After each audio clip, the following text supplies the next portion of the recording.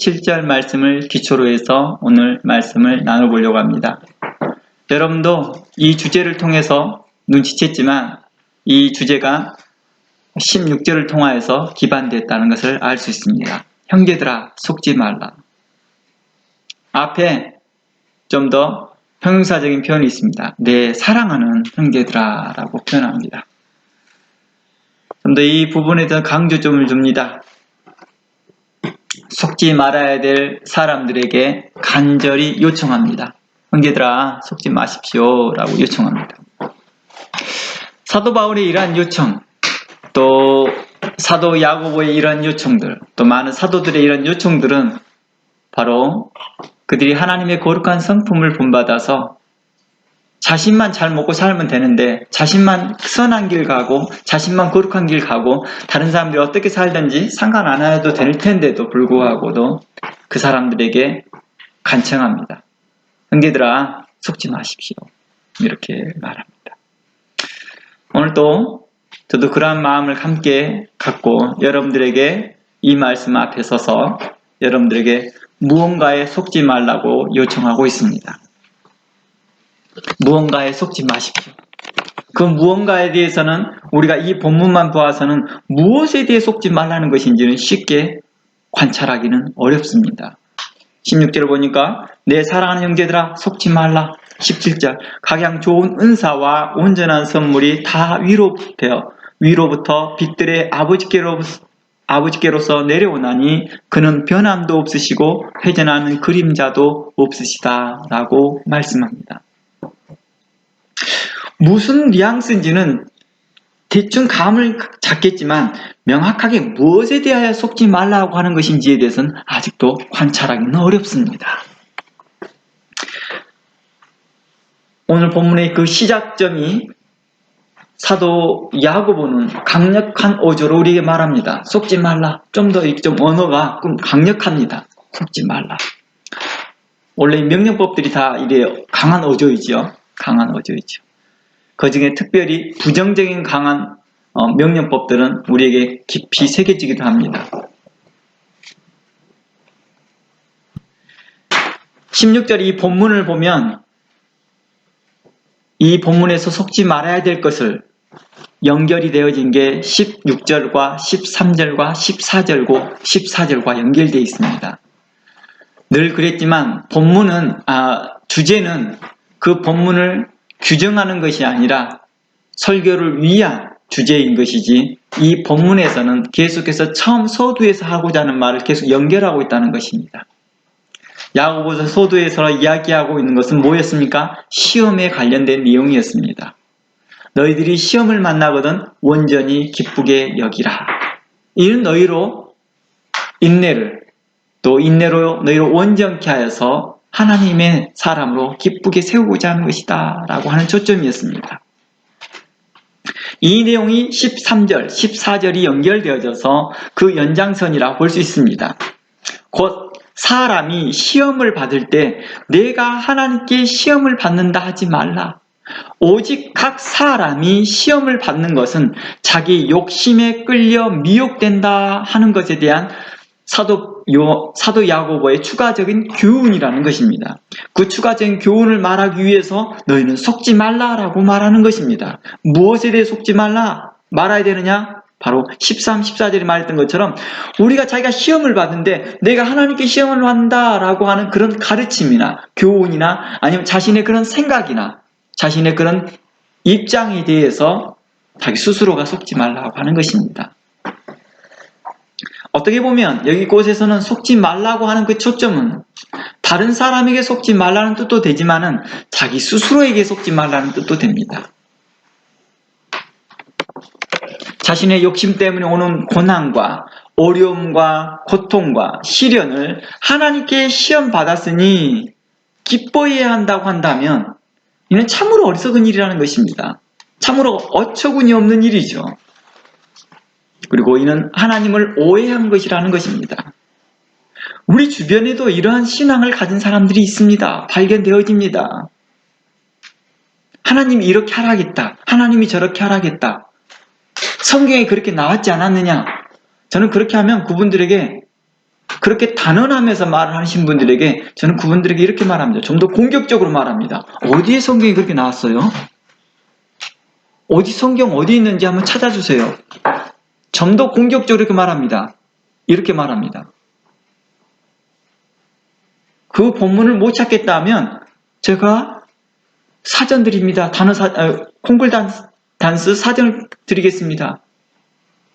원하는 성경에선 모든 단어를 정리한 사전입니다. 그 사전에서 단어 하나만 말해 보십시오. 그럼 제가 성경 찾아드리겠습니다. 없는 말을 지어서 만들어내는 거죠.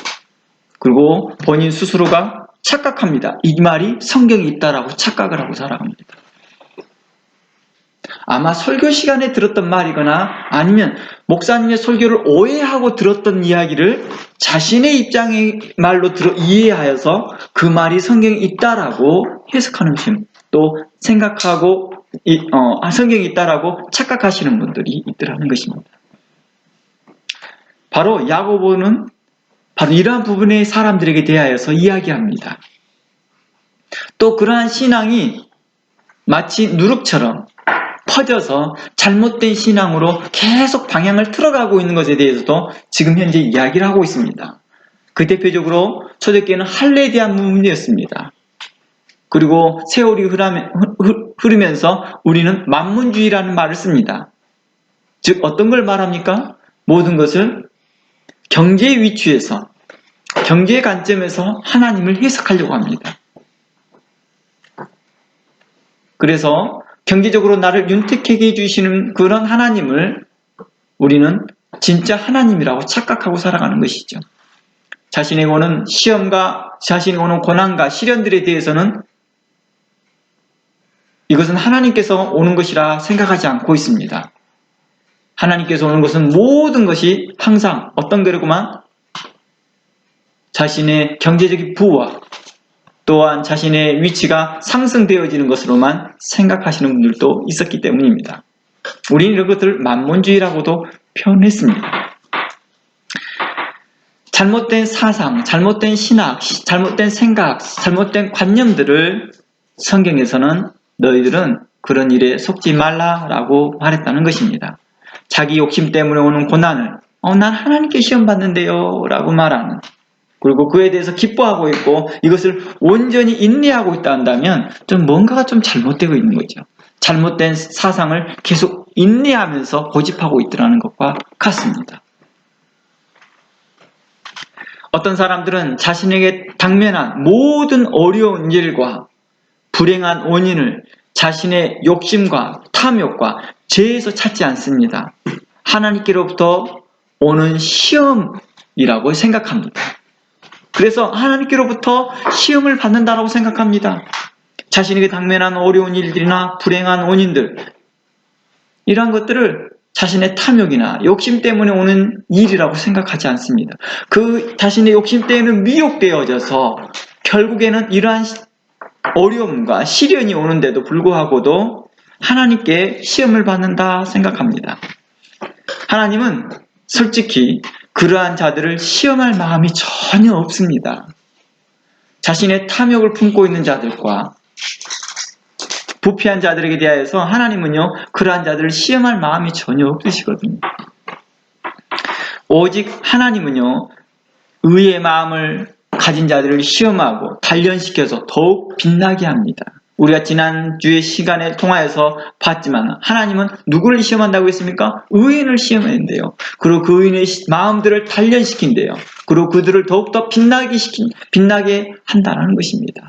우리는 이러한 사항을 달란트 비유를 통해서도 알 수 있습니다. 2달란트, 5달란트를 가진 사람들이 더 장사해서 더 많이 남겼을 때에 그들에게 더 많은 것들을 주십니다. 그리고 1달란트를 가지고 있는 자는 땅에 감추어 두고 아무것도 행하지 않는 자에 의해서 악하고 게으른 자라 하였고 가지고 있는 달란트마저 빼앗아 버려서 10달란트인 사람에게 줍니다. 더 나아가 하나님은요, 자신을 믿고 의지하는 자들에게 각양, 좋은 은사와 온전한 선물을 허락하신다라고 하였다는 것입니다. 하나님은 하나님을 믿고 의지하는 자에게 자신에게 있는 그 모든 좋은 은사와 온전한 선물을 허락하신다라는 것입니다. 이와 함께 무엇도 주셔요? 우리에게 시험도 주신다라는 것입니다. 그래서 우리 마음이 그 온전한 선물과 가장 좋은 은사를 받고 감당할 만한 수준이 되었는지를 계속해서 점검해주고 그 수준에 이를 때까지 우리를 계속해서 훈련시켜 주시라는 것입니다. 우리 집에 아이들이 많다 보니까요, 장난감들을 종종 삽니다. 그리고 물품도 삽니다. 그런데요, 아이들이 관리할 능력이 없다 보니까요, 좋은 물품들이나 장난감도 쉽게 망가져요. 그래서 아이디어를 바꿨습니다. 좋은 거 사지 말고 세컨핸드를 사자. 이양 며칠 못 가면 그게 다시 세컨핸드가 되더라고요. 며칠 못 가면요. 그래서 우리는 그렇게 하고 있습니다. 그리고 아이들이 이제 어느 정도 컸을 때, 저희 이제 큰애와 둘째 아이들이 어느 정도 컸을 때는 그들에게는 고급스러운 것들을 줍니다. 그들의 위치에 맞게끔. 잘 관리할 수 있으니까요. 바로 하나님께서는 그렇게 하시더라는 것입니다. 하나님께서는 우리에게 좋은 은사와 온전한 선물을 허락하시지만 이것을 감당할 만한 능력이 안 됐을 때는 보류하셨다가 우리에게 그만큼 성장시키고 훈련시켜서 그게 감당할 만하다 싶을 때 허락하시더라는 것입니다. 그래서 그분은 변함도 없으시고 회전하는 그림자도 없으시다, 이 말은 다른 것에 다른 변화에 의해 함께 변화하지 않는다는 것입니다.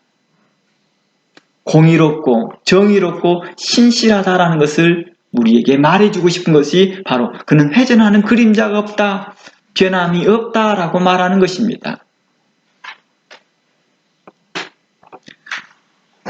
바로 그러한 하나님을 우리는 빛들의 아버지라고 부르셨고 공의로운 심판자처럼 변함이 없으시고 회전하는 그림자가 없으십니다.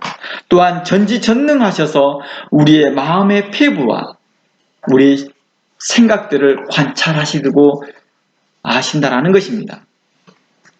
그러나 하나님께 오해하는 사람들 중에 모든 것을 자기 중심적으로 생각하는 사람들이 있습니다. 하나님을 오해하는 사람들 중에 많은 사람들이 자기 중심적으로 하나님을 생각합니다. 모든 걸 자기 중심적으로 생각해요. 그래서 이렇게 말합니다. 하나님께서 자신들 때문에 무언가를 했다는 식으로 이야기합니다. 하나님께서 자기 때문에 이 나라가 잘 살게 해주신 거라는 것입니다. 심지어 스마트폰도, 인터넷도, 과학의 발전도, 교통과 복지가 발전한 것도 다 그리스도인 때문이라고 생각합니다. 그것도 자기 자신 때문이라고 생각하는 사람이 큽니다. 또 이와 반대로 불행한 사건들, 임진왜란, 6.25, 심지어 1차, 2차 대전도 하나님께서 자기 때문에 일으켰다고 생각합니다. 저도 한때 그런 생각을 가졌거든요. 한때 뭐라고 말을 했냐면 하나님께서 나 때문에 올람전이 일으켜졌다 이렇게 말했거든요. 제가 그 올람전이 없었으면 우리나라에 올람전이 없었으면 우리나라에 도로가 빨리 깔아지지 않았거든요. 박정희 대통령이 올람전에 많은 병사를 보내고 파병해놓고 난 후에 그 피값으로 뭘 했습니까? 희생의 값으로 도로를 깔았어요. 그리고 그 도로를 말미암아서 복음이 빨리 들어왔다. 나 이렇게 해석했다니까요. 그때가 제가 전도사 시절 때예요. 지금으로부터 한 25년 전. 그러니 얼마나 스스로 자고했겠습니까? 봐라. 서울에서 걸어서 내가 살고 있는 전라도까지 복음이 오려면 걸어서 오려면 맨날 며칠이 걸려야 될 거 아니냐.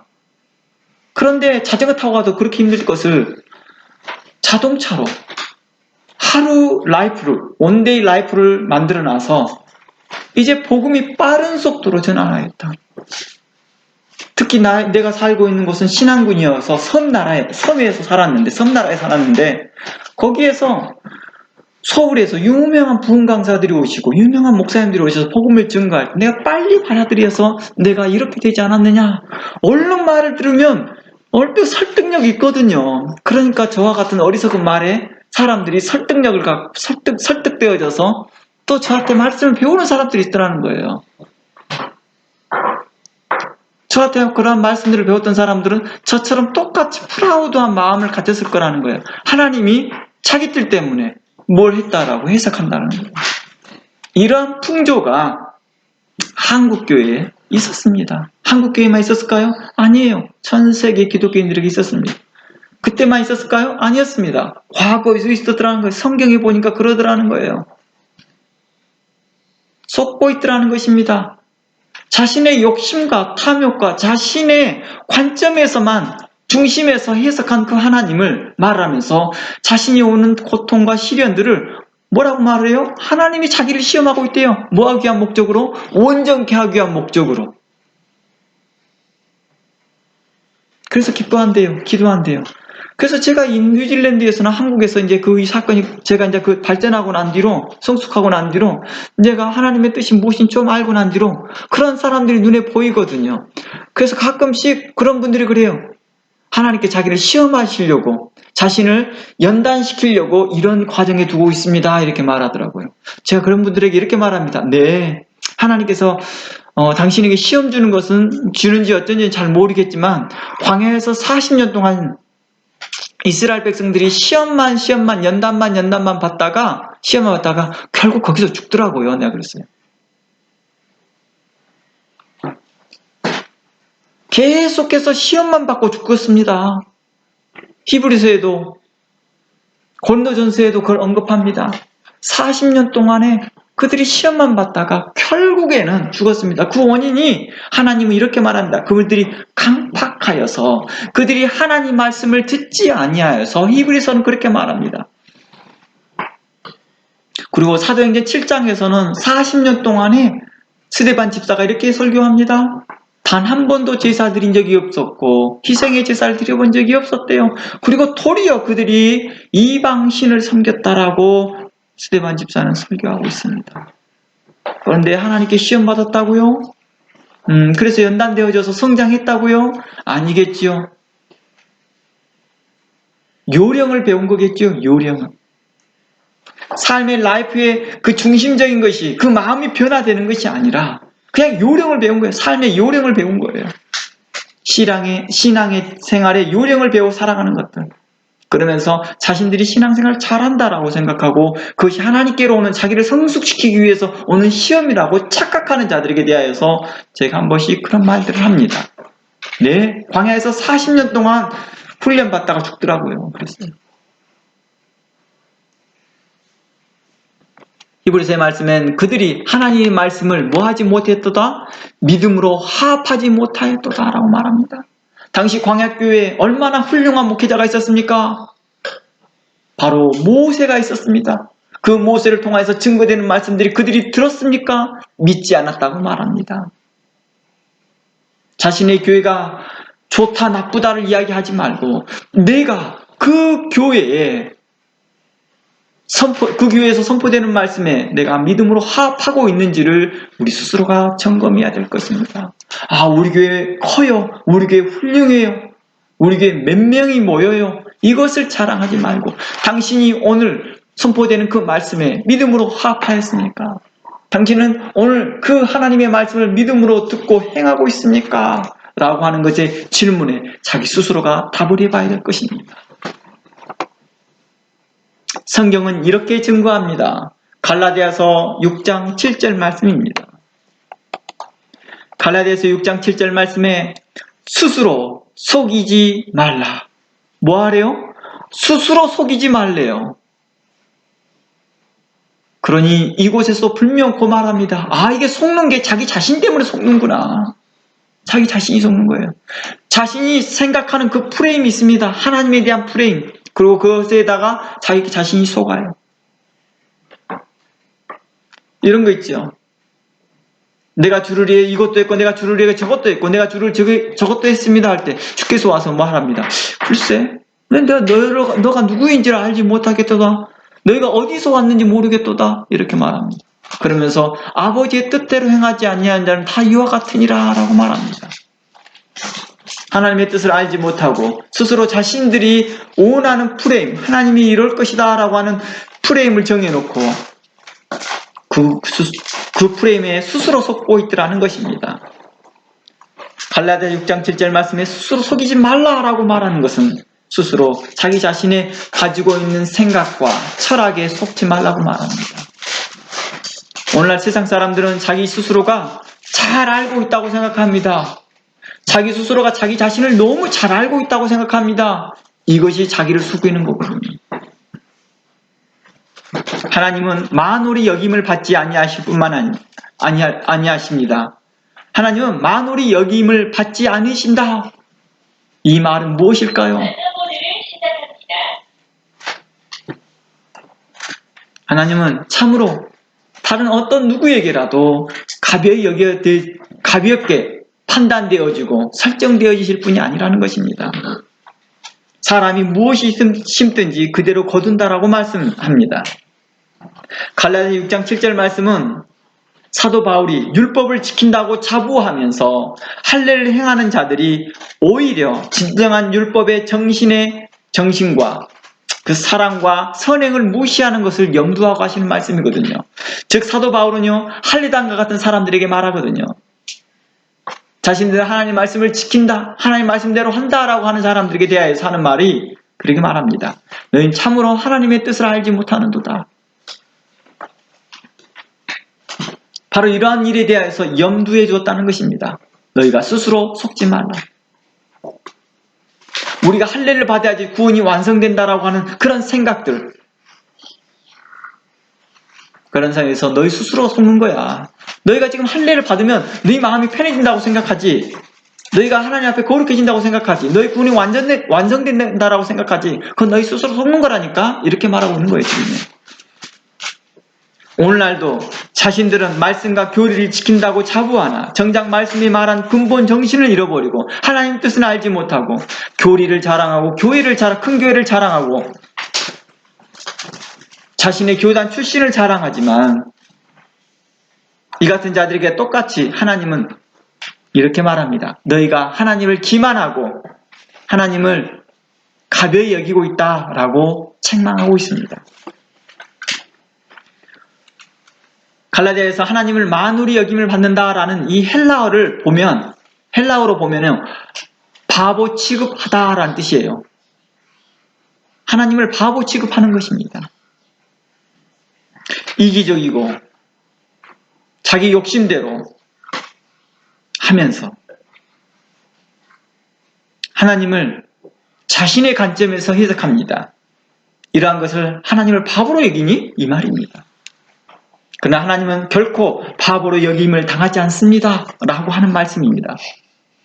사도 바울은 결코 하나님은 바보로 여김을 받지 않습니다. 당신에게 그렇게 컨트롤 당하지 않거든요. 당신의 프레임에 하나님은 갇혀있지 않습니다. 이 말을 하고 있는 것입니다.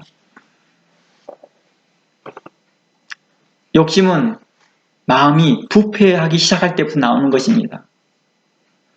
욕심은요, 내 마음이 부패하기 시작할 때부터 나오는 것이죠. 내게 욕심이 나왔다, 발행됐다 그러면 이제부터 부패가 시작되었다는 걸 사인인 거예요. 그 사인을 보고 빨리 그 욕심을 제어내고 그 마음을 뭐 해야 돼요? 정결하게 해야 되겠죠. 그리고 그 욕심은 죄를 낳고 그 죄가 우리 마음 가운데서 모든 탐욕과 정욕과 욕망과 타락을 자라나게 하더라는 것입니다. 더 크게 만들어내버리더라는 것입니다. 그리고 이러한 것은 사망을 향하여 열매가 계속 열리게 되어집니다. 그리고 죄가 습관이처럼 빈번하게 나타납니다. 탐욕과 정욕과 욕망과 이런 타락들은 죄라고 말하겠죠. 이런 죄들이 습관처럼 빈번하게 나타납니다. 그럼 어떻게 돼요? 점점 습관이 굳어지게 되겠죠. 습관이 굳어지다 보니까 이것이 욕심인지 탐욕인지 정욕인지를 구분이 안 되고 있고, 이것이 마치 하나님께 향한 비전이라고 생각하고 하나님의 뜻이라고 생각하더라는 것입니다. 자기 스스로가 썩는 것입니다. 하나님께서 원한 거 아니에요? 성경이 그렇게 말하고 있잖아요. 하나님이 그거 기뻐하시죠. 이건 내 비전이고요. 이건 하나님의 비전입니다. 하나님의 비전을 자기 비전에 맞추는 거죠. 결국 그렇게 굳어진 사람들은요, 어떤 말을 해도 듣지 않습니다. 그러니까 그 마지막은 뭐예요? 사망하게 되더라는 것입니다. 마치 암으로 인하여 심장이 딱딱해지고 간이 굳어지는 것처럼 모든 근육이 굳어지고 피가 굳어지는 것처럼 결국 죽습니다. 그 죄의 열매는 자신의 습관에서 점차 굳어져서 마지막은 사망이라고 말하고 있다는 것입니다. 그래서 오늘 야고보서 본문은요, 모든 신실한 성도들에게 하나님에 대해 잘못된 이해 그리고 잘못된 견해에 빠지지 말라고 교훈하시는 말씀입니다. 속지 말라는 이 뜻이요. 즉 성도들이 바른 성경적 가치관과 건강한 신앙에서 떠나 방탕하지 말라 이 말입니다. 많은 성도들이 성경적 가치관과 건강한 신앙에서 떠나 방탕하게끔 임의적으로 하나님을 생각합니다. 하나님이 이런 분 아니에요? 하나님은 저런 분 아니에요?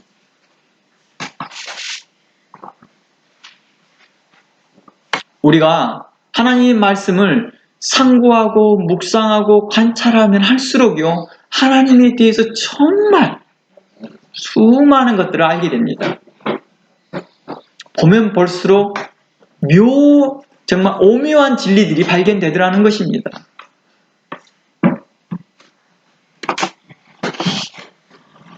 그럼 사람들은 왜 그때 당시에 사도 야고보는 그들에게 속지 말라라고 말하면서 너희들이 시험 받을 때 너희 욕심 때문에 시험 받는 걸 가지고 하나님께 시험 받는다 하지 말라라고 하는 그러한 풍조가 있었을까요? 그러한 풍조에 대해서 왜 사도 야고보는 그들에게 속지 말라 했을까요? 당시에 초대교회는요, 여러 가지로 핍박과 시련이 있었습니다. 안으로는 유대교인들의 핍박이 있었습니다. 자, 이곳에 잠시 머무를게요. 우리가 첫 번째 야고보서 1, 2강을 통해서 나눴던 것입니다. 야고보서가 쓰여진 것은 초기라고 그랬습니다. 초기 기독교에 있었다는 거예요. 다른 서신들보다 먼저 썼다는 것입니다. 그러니까 초대 시기에 일어난 일들의 해프닝이에요. 이게요. 그러니까 당시에 유대교인들의 핍박이 심했습니다. 기독교인들을 향하여서요. 그리고 밖으로는 로마인들의 박해가 있었거든요. 그들은 뭘 선전하고 다닌다고 했어요? 정치적 혼동을 하면서 죽은 자가 살아났다고 하고 다니니까. 그 근거로 고린도전서의 근거를 보면 이때 주의 거룩한 사도들과 신실한 집사들을 포함하여 많은 경건한 성도들이 핍박을 받았습니다. 그리고 큰 고난을 당하였습니다. 심지어 순교를 당하기도 하였습니다.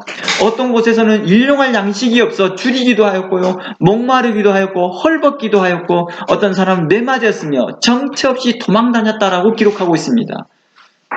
기독교인이 성도가 하나님 앞에 항상 좋은 것만 받을 줄 알았는데 예수를 믿고 났더니 도리어 먹을 것이 없는 거예요.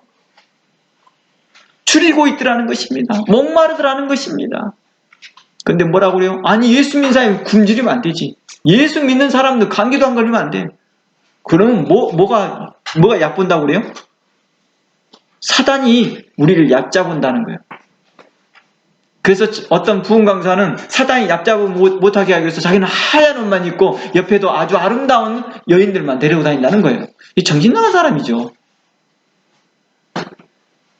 또 그 말을 듣고 함께 박수치는 목회자들이 있고 함께 박수치는 성도들이 있는 것은 더 어떨까요? 함께 그 풍조에 빠져들고 함께 속들어가는 거예요. 그런 말이에요. 우리가 자주 말하지만 사도 바울은요, 평생 동안요 자신의 병도 치료를 못합니다. 다른 사람의 병은 치료도 하였지만요 자신의 가지고 있는 질환은 치료를 못하고 살아갑니다. 심지어 강도도 만납니다. 풍랑도 만나고 파선을 당합니다. 아니 예수 믿고 선교하는데 왜 파선을 당해요? 하나님이 보호해야죠. 그 배를요. 사도 바울은 결코 그렇게 말하지 않습니다.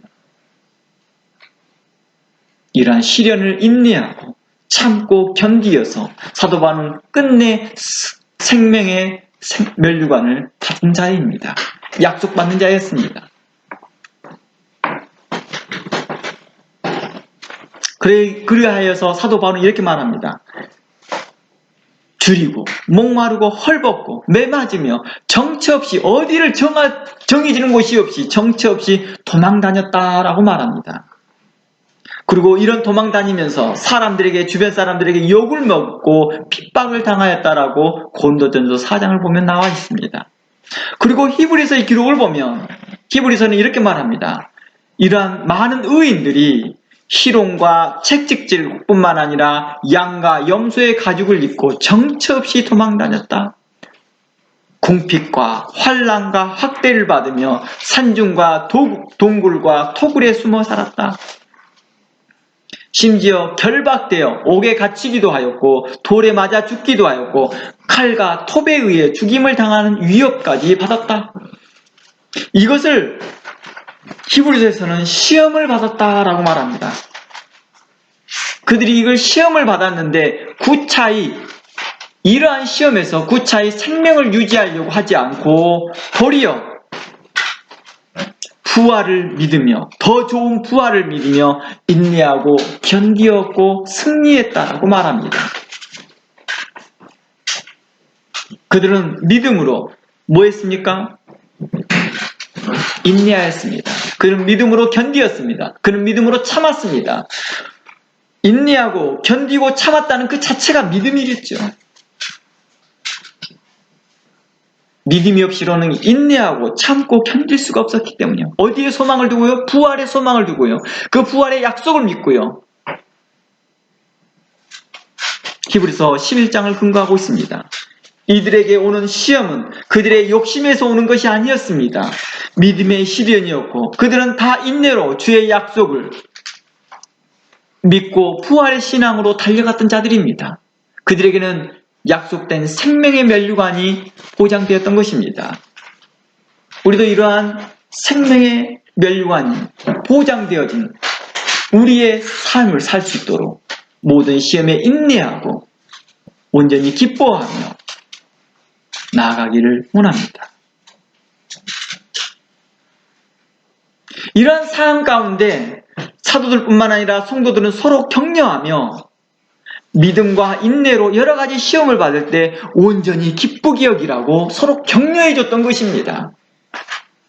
사도들은 그렇게 가르치고 경건한 성도들도 그렇게 가르쳤습니다. 우리에게 오는 환난을 두려워하지 마십시오. 우리에게 더 나은 부활이 있습니다. 생명의 면류관이 우리에게 보장되어 있습니다. 약속되어 있습니다. 우리는 예수 그리스도만 바라보고 나아갑시다. 라고 격려하고 독려했다는 것입니다. 그리하여 그들로 그 어려운 시련을 인내하게 하였고 참게 하였고 견디게 하여서 모두 주의 생명의 면류관을 받도록 독려하고 격려해 주었다는 것입니다. 그리고 순교한 경건한 사도들을 비롯 여러 순교한 성도들의 본을 보면서 우리가 그들의 본을 본받고 따라갑시다. 그리스도께서 그 고난의 본을 우리에게 보이셨습니다. 그리스도께서 고난을 받으실 때 인내하며 우리에게 본을 끼치셨고 그 자취를 우리에게 따라오도록 하였습니다. 라고 독려했다는 것입니다. 이러한 신앙이 당시의 초대교회의 신앙이었습니다. 그런데 어떤 이들은 자신이 받는 시험이 무조건 하나님께서 자신을 믿음을 테스트한 것이다 라고 착각하는 자들이 나타났다는 것이죠. 그리고 스스로 이제 망하는 자들이 나타나고 있었다는 것입니다. 그런 자들을 분별하고 이러한 자들을 따라가지 말라고 교훈한 것이 오늘 야고보서의 본문이었습니다. 자신의 욕심 때문에 자신의 욕심이 비전이라고 착각하고 하나님이 주신 비전, 꿈이라고 착각하고 있던 사람들이 이런 말들을 하고 있을 때 사도 야고보는 그들에게 속지 말라. 사도 야고보도 그러고 사도 바울도 그런 말을 하고 있었다는 것이죠. 오늘 야고보서의 본문을 통하여서 봤지만 그들이 속지 말라고 말합니다. 야고보서는 이러한 자들을 받는 시험은 자신의 욕심 때문이지 하나님이 시험하지 않으신 것을 분명히 선포하였습니다. 분명코 명시하였다는 것입니다. 하나님은 솔직히 그런 일을 시험하지 않는다라고 말하고 있는 것입니다. 그런 사람들은 아무도 시험하지 않아요. 의인들을 훈련시키고 의인들을 단련시키는데도 바쁩니다. 아마 이렇게도 표현할 수도 있을 것입니다. 그러므로 이런 자들에게 속지 말라고 경고하신 말씀입니다. 사도 베드로도 이에 대해 이 같은 말을 합니다. 베드로전서 2장 19절 들어가 봅니다. 사도 베드로도 사도 야고보와 같은 관점, 사도 바울과 같은 관점은 똑같은 관점에서 이야기합니다. 베드로전서 2장 19절 말씀에 이러한 말씀이 있습니다. 애매이라는 것은 뭐예요? 어떻게 상하고 자신이 잘못은 아니에요. 엄밀히 따지면 자신의 잘못은 아니에요. 까다로운 주인 때문인 거죠. 까다로운 사람 때문이죠. 애매히 고난을 받아도 하나님을 생각함으로 슬픔을 참으면 아름다운 것이다. 그러나 20절 죄가 있어 매를 맞고 참으면 무슨 칭찬이 있겠느냐라고 말합니다. 자, 20절 잘 봅니다. 죄가 있어 매를 맞았습니다. 이 말을 시험을 받았다고 봅시다. 죄가 있어 욕심이 있어 시험을 받았습니다. 그런데 그걸 참고 있으면 무슨 칭찬이 있겠느냐라고 해석되겠죠. 죄가 있어 매를 받고 참으면 무슨 칭찬이 있겠느냐 함과 같이 자기의 욕심, 탐욕, 그런 죄가 있어서 오는 그런 시험을 맞고 있는데 그 시험을 온전히 기뻐하고 참고 있다면 그냥 참 어리석은 사람이죠. 그때 그 시험이 올 때 뭘 해야 될까요? 온전히 기뻐하는 게 아니라 빨리 그 죄에서 떠나야죠.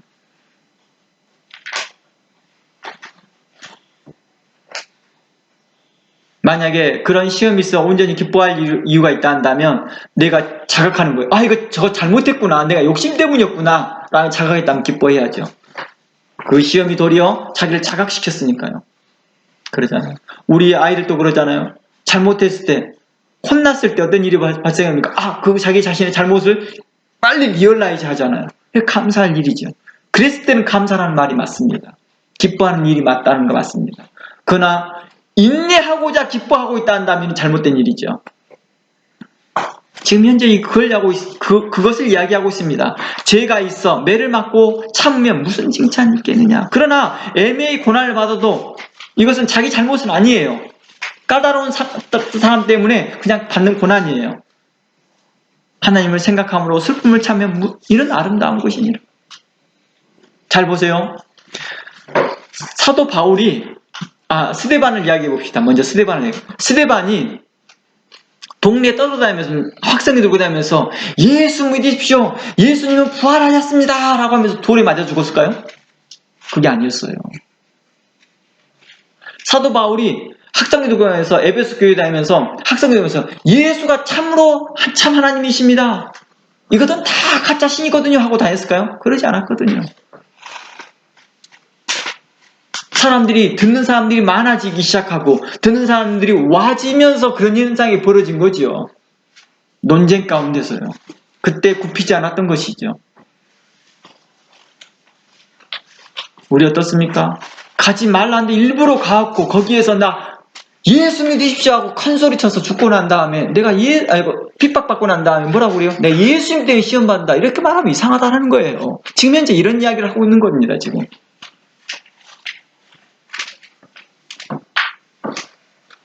지금 저희 뉴질랜드 같은 경우 어때요?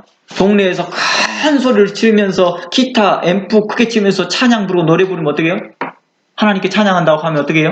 동네에 신고가 들어오겠죠. 근데 그 신고 들어오는 걸 향하여 이렇게 말합니다. 우리가 지금 핍박을 받고 있습니다. 어리석은 일이라는 거예요.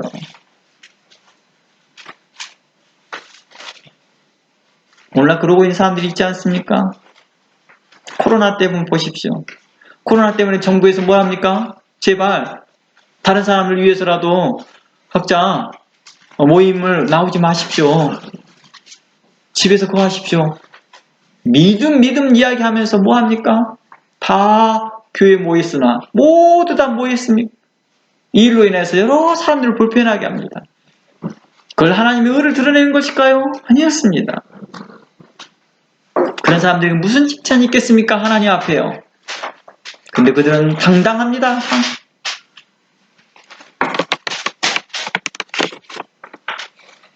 오직 선을 행함으로 고난을 받고 참으면 이는 하나님 앞에 아름답다라고 말합니다. 무엇이 선이고 무엇이 의로운지를 잃어버리고 살아갑니다. 모든 걸 자기중심적으로 생각합니다. 이런 자들에게 속지 말라. 그들은 스스로 속고 있는 자요. 그들은 탐욕에 따라가는 자들과 같다라고 말하고 있습니다. 그러면서 이렇게 말합니다. 21절. 이를 위하여 너희가 부르심을 입었나니. 이를 위하여 우리가 부르심을 입었대요. 그러니까 우리의 부르심은요. 무슨 일을 하기 위한 거예요? 선을 행하기 위한 것이었어요. 죄가 있어 매를 맞는 일에 우리는 부르심을 받는 게 아니었어요. 애매한 고난을 받아도 참는 것이었습니다. 하나님의 뜻대로 선을 행하고자 하는 것입니다. 선을 행했는데 고난을 받는 거예요.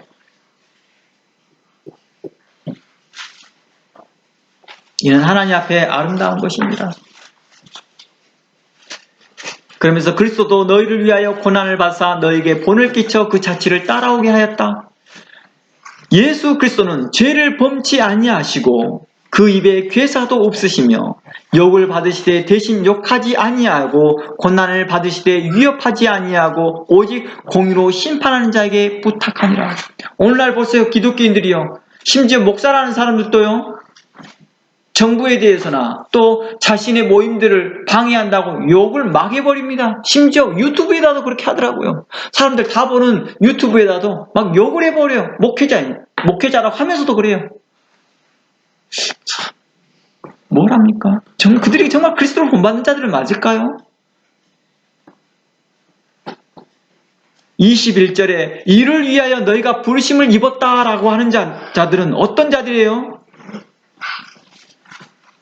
욕을 받되 욕하지 않고 고난을 받되 위협하지 않았다라는 것입니다. 도리어 하나님 앞에 참았다라고 말합니다. 이렇게 말합니다. 오직 공의로 심판하는 자에게 부탁했다라고 말합니다. 그러면 24절 친히 나무에 달려 그 몸으로 우리 죄를 담당하셨으니 이는 우리로 죄에 대하여 죽고 의에 대하여 살게 하려 하였습니다. 주께서 우리를 향하여서 의에 대하여 살게 하였는데 죄를 품으면서 욕심을 품면서 그 자신의 탐욕을 이끌어 달려가면서 뭐라고 그래요? 태극기를 흔들면서 나라를 위한 거라고.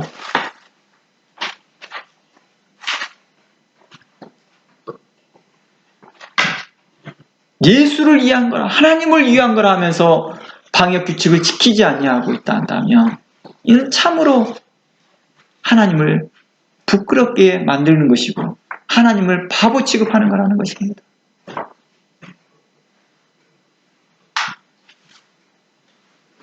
(24절) 친히 나무에 달려 그 몸으로 우리의 죄를 담당하셨으니 이는 우리로 죄에 대하여 죽고 의에 대하여 살게 하리심이라.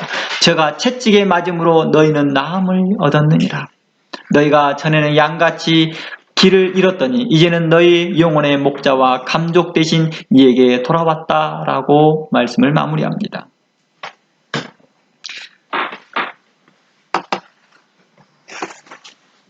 이 본문에서 애매히 고난을 받아도 하나님을 생각함으로 슬픔을 참으면 이는 아름답다라고 말하잖아요.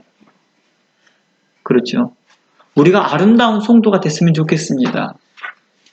우리의 내성이, 우리의 믿음이, 우리의 열정이, 우리가 하나님께 향한 그 마음이 아름다웠으면 좋겠습니다.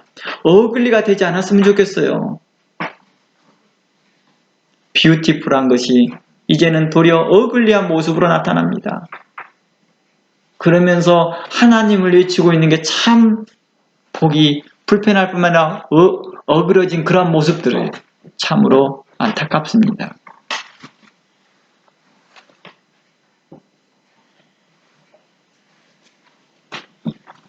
마태복음 5장에서도 자신의 욕심 때문에 일어난 일에 대해 말하고 있습니다. 5장 10절을 보면 의를 위하여 핍박을 받는 자는 복이 있다라고 말합니다. 의를 위하여 핍박을 받는다는 것을 바로 뭐 때문입니까? 의롭게 행하려고 하는 것입니다. 그런데 그 핍박을 받을 때 저희들이 천국이 저희 것입니다 라고 말합니다. 자신이 정한 의가 아니라 하나님께서 말씀하신 그 아름다운 의를 말하고 있습니다. 11절 나를 인하여 너희를 욕하고 핍박하고 거짓으로 너희를 거스려 모든 악한 말을 할 때에는 너희에게 복이 있나니 기뻐하고 즐거워하라. 하늘에서 너희의 상이 큼이라. 너희 전에 있던 선지자들이 이와 같이 핍박하였다라고 말합니다.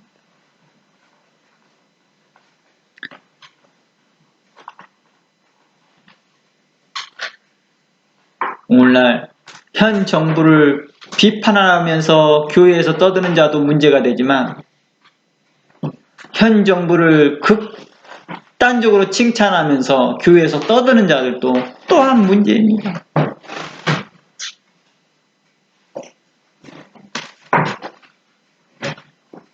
교회 안에서 의로움이 선포되어야 될 것을, 하나님의 그 아름다운 의가 선포되어야 되는 것에 각자 자신들이 정한 의가 선포되고 있으니 참으로 예석하고 안타까울 뿐이라는 것입니다.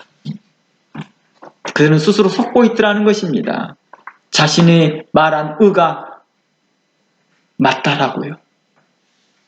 그것이 성경에 기록되었다라고 착각하고 살더라는 것입니다. 저는 그런 사람들에게 말합니다. 그 성경 어디에 나왔느냐라고 분명하게 제시하라고 해도 제시를 못합니다.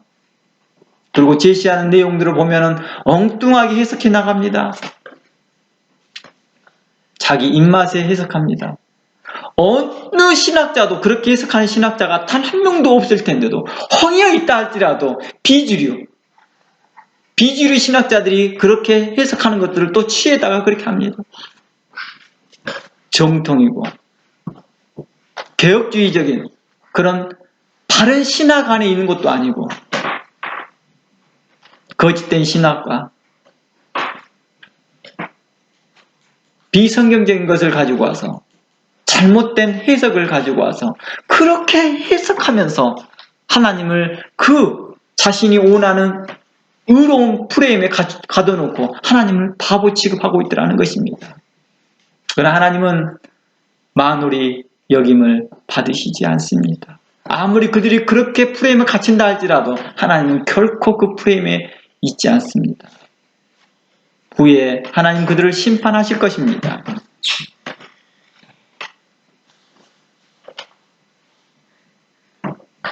에레미야 17장 9절 말씀에 이러한 말씀이 있습니다. 에레미야 17장 9절 말씀에 만물보다 거짓되고 심히 부패한 것은 마음이라. 누가 능히 이를 알리오마는 나 여호와는 심장을 살피고 폐부를 시험하고 각각 그 행위와 그 행실대로 보응한다라고 말합니다. 이곳에서 보면 만물보다 거짓되고 심히 부패한 건 사람들의 마음이래요. 누가 그걸 알겠냐고 자기 자신이 알겠느냐라고 물어보기도 하죠. 몰라요. 그러니까 자기 스스로가 속는 거예요. 자신의 부패한 마음에, 자신의 그 탐욕스러운 마음에 스스로가 속으면서 이게 의다, 정이다라고 외치고 있을 때 하나님은 내가 언제 그걸 정이라고 하더냐? 누가 그걸 바라였더냐? 아닙니다. 내가 주를 위해 이것도 했고 내가 저것도 했고 내가 주를 위해 저것도 했습니다. 내가 너를 도무지 모르겠다다. 네가 어디서 왔는지도 모르겠다 라고 책망하시는 말씀들을 기억하시고 우리가 그러한 것들에 속지 않아야 될 것입니다.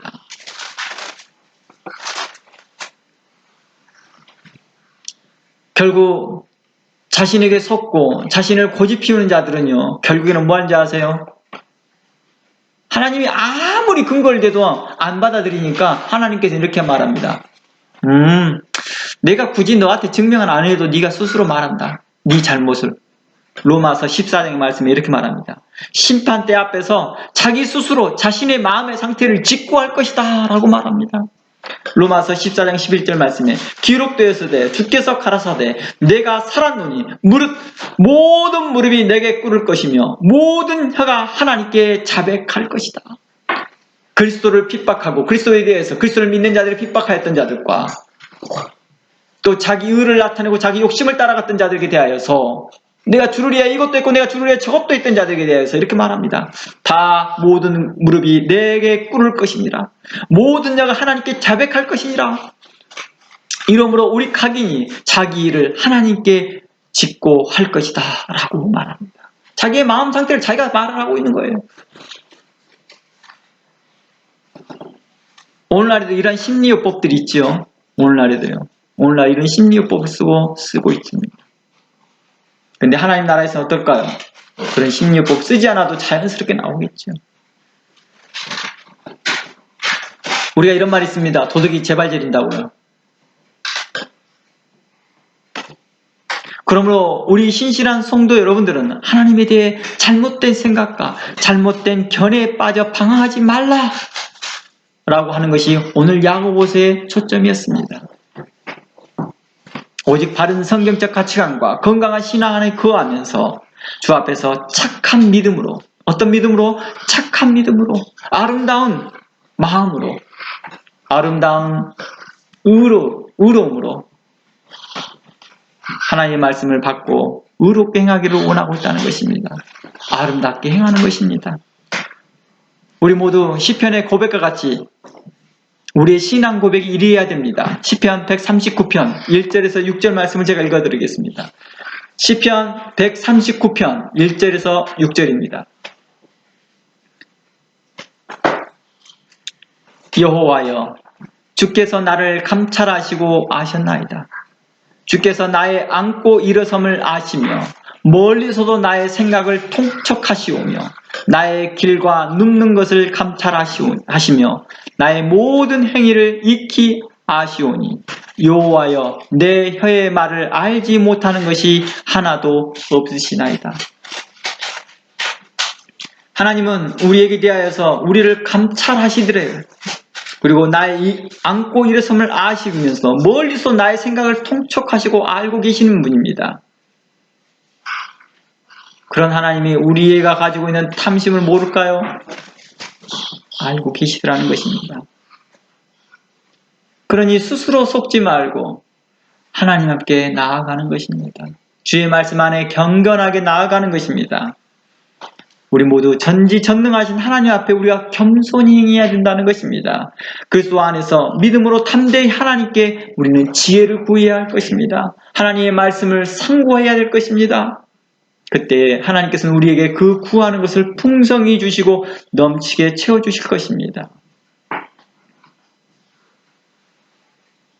그 은혜로 말미암아서 우리가 여러 가지 시험을 만날 때에도 우리는 우리를 구원하신 예수 그리스도를 믿는 믿음 안에서 우리는 인내하게 될 것이고 견디게 될 것이고 참게 될 것이며 결국엔 우리는 승리할 것입니다. 그래야 하나님께 옳다 인정함을 받아 그 약속의 생명의 면류관을 약속받게 될 것입니다. 또한 그 마지막 때는 우리는 분명코 그 약속의 생명의 면류관을 얻을 것입니다. 사도 야고보는 우리에게 대하여 우리 함께 다 함께 이 약속의 생명의 면류관을 그리스도 예수 안에서 함께 받자라고 우리에게 요청하고 있었던 것입니다. 그러니 우리 스스로에게 우리가 가지고 있는 생각과 철학에 빠지지 말고 세상 풍조에 빠지지 말고 오직 경건에 힘쓰며 하나님의 거룩한 성경적 가치관과 건강한 신앙 안에 거하면서 하나님 나라를 향하여 힘써 달려가는 여러분들이 다 되시기를 주의 이름으로 축원합니다.